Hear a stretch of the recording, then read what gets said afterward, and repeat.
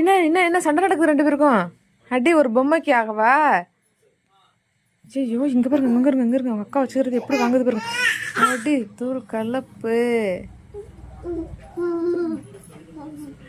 தங்கப்பட்டு எப்படி சண்டை போடுது பார்த்தீங்களா அவங்க அக்கா கிட்ட? இங்கே பாருங்க அடி ஓடு. விட்டுட்டு தேடுற மாதிரி இல்லது.